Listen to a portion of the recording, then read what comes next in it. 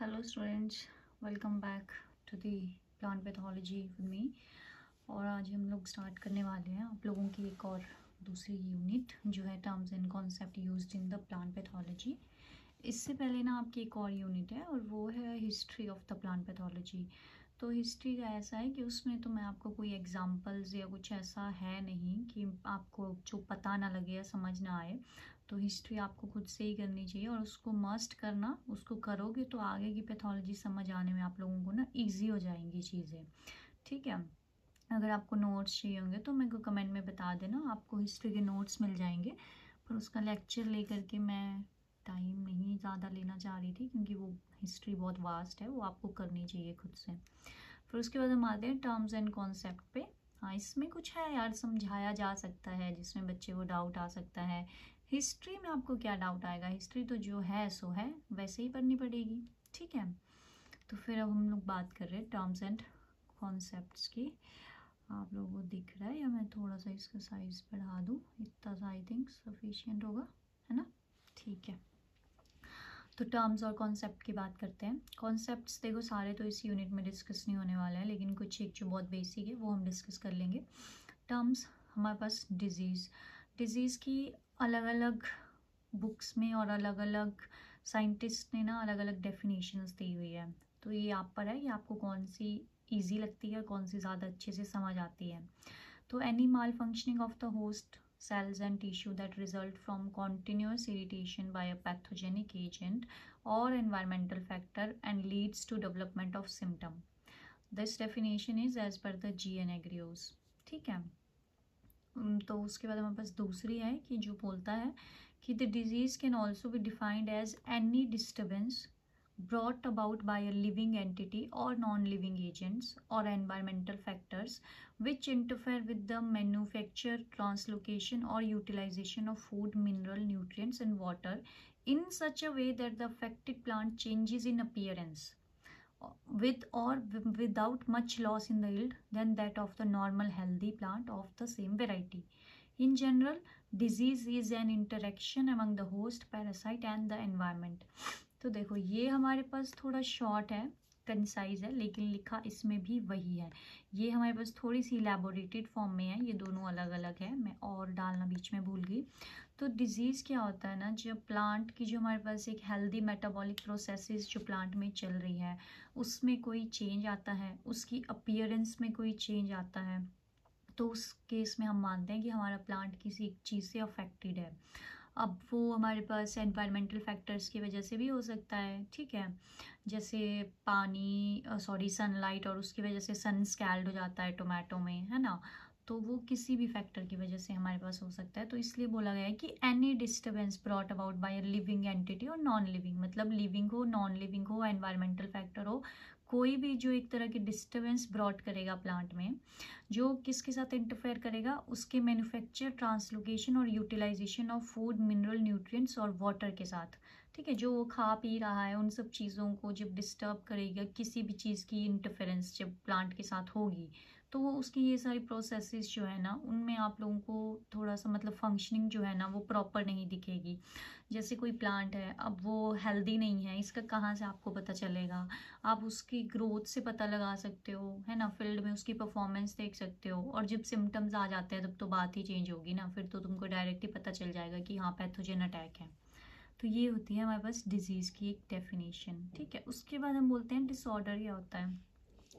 तो डिसऑर्डर हमारे पास ना non infectious plant diseases due to abiotic causes, जो एबायोटिक कॉजेज की वजह से होती है ना, मेनली हम ना उनको डिसऑर्डर्स में इंक्लूड करते हैं, जैसे कि सॉइल और एनवायरमेंटल कंडीशंस की वजह से। ठीक है, कॉमन कैरेक्टरिस्टिक जो होती है नॉन इन्फेक्शियस डिजीज़ की प्लांट की वो होती है कि वो कॉज होती हैं या तो लैकिंग से या तो एक्सेस से, किसकी, जो फैक्टर्स हैं एनवायरमेंटल फैक्टर्स। ठीक है, जो क्या क्या है, टेम्परेचर है, मॉइस्चर है, न्यूट्रिएंट्स हैं, लाइट, एयर, पॉल्यूटेंट्स, ह्यूमिडिटी, मतलब कि ये जितने भी एनवायरमेंटल फैक्टर्स हैं ना, या तो ये लैक कर जाएंगे या तो ये उनको बहुत एक्सेस में मिल जाएंगे, तो उसकी वजह से जो प्लांट में हमको कोई भी सिम्टम्स किसी तरह का कुछ अपीयर होगा जो नोटिस करने को मिलेगा, that is called as disorder.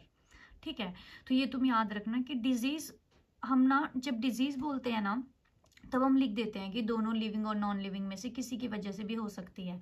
लेकिन जब हम एक डिसऑर्डर की बात करते हैं ना, तब हम थोड़े से स्पेसिफिक हो जाते हैं कि हाँ ये नॉन लिविंग की वजह से हो रहा है।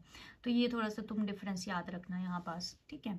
फिर non infectious plant diseases occur in the absence of pathogen and can not therefore be transmitted from disease to healthy plants. Okay, उसके बाद हमारे पास आता है कि पैथोजन क्या है।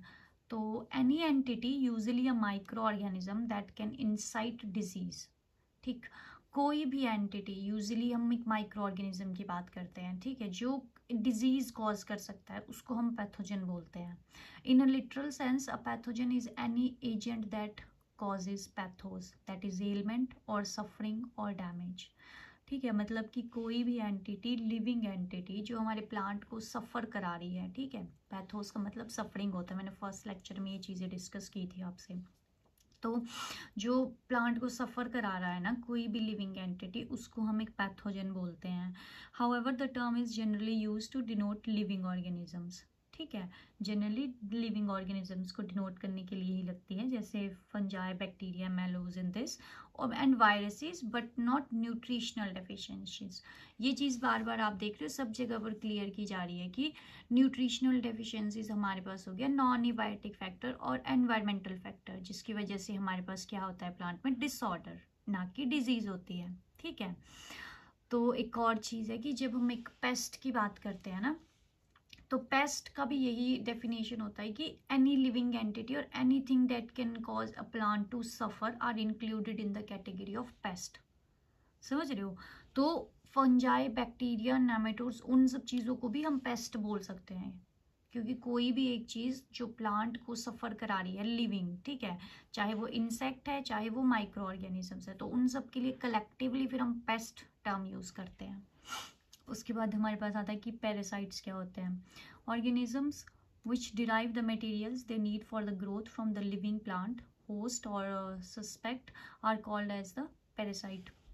देखो, अब जिस ऑर्गेनिजम्स को ना अपने जीने के लिए ना दूसरे जो लिविंग ऑर्गेनिजम्स है उनके ऊपर से जो है तो वो करना पड़ता है, फूड अपना विड्रॉ करना पड़ता है, उनके ऊपर डिपेंडेंट होता है, उनको हम लोग पैरासाइट्स बोलते हैं।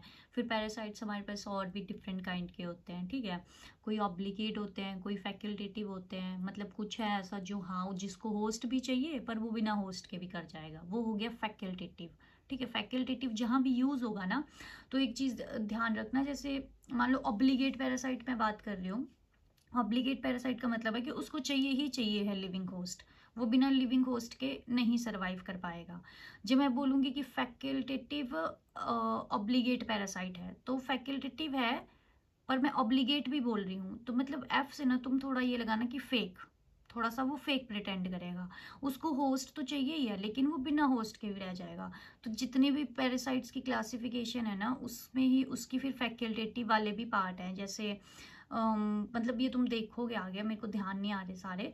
तो जैसे सेप्रोफाइटिक होता है, पैरासाइट्स ना नेक्रोट्रॉफिक्स होते हैं। तो इसमें जब फैकल्टेटिव लग जाता है ना इनके आगे, तो तुम समझना कि जिस चीज़ के लिए जाने जाते हैं, ठीक है, फर्दर देन दैट उस चीज़ को छोड़ के ये दूसरी कंडीशन में भी सर्वाइव कर जाते हैं। जैसे मान लो सेप्रोबिक में बात करती हूँ, सेप्रोफाइट है कोई, सेप्रोफाइट हुआ जो सड़े गले पर रहता है, पर मैं बोलूँगी कि फैकल्टेटिव सेप्रोफाइट है, मतलब वो सड़े गले के अलावा वो लिविंग पर भी रह रहा है, वो लिविंग पर भी सर्वाइव कर रहा है।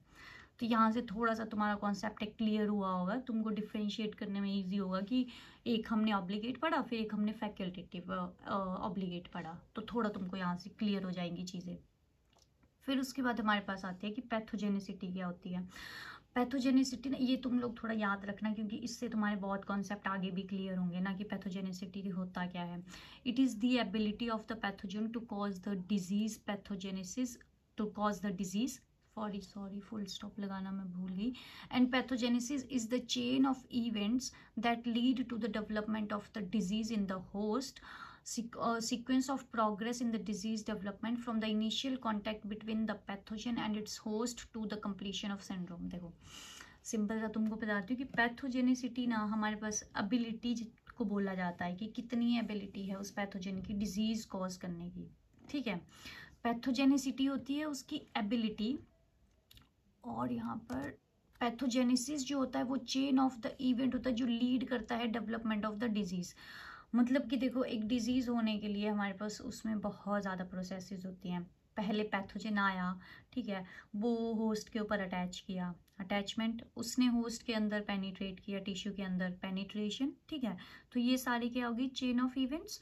तो pathogenesis is the chain of events that lead to the development of disease in the host, जिसकी वजह से मतलब होस्ट के अंदर जो डिजीज़ आ रही है, उस डिजीज़ को होने तक जितने भी बीच में प्रोसेसेस हुई है हमारे पास, उन सबको हम पैथोजेनेसिस बोलते हैं। चाहे वो केमिकल चेंजेस हैं, चाहे कुछ और चेंजेस हैं, उसकी मॉर्फोलॉजी में चेंजेस आए, तो चेंजेस है ना, वो सारे के सारे एक इवेंट है। मतलब डिजीज़ को एक इवेंट मानो, उस इवेंट को कंप्लीट होने में जो एक चेन बन रही है ना, कि पैथोजन पहले एंटर कर रहा है, फिर उसके बाद उसके अंदर वो रिप्रोड्यूस कर रहा है, फिर अपने स्पोर्स बना रहा है, फिर स्प्रेड हो रहा है, ठीक है। तो वो सारे जो है इवेंट्स होते हैं, उन सब की जो एक चेन होती है उसको हम कलेक्टिवली बोलते हैं पैथोजेनेसिस, ठीक है।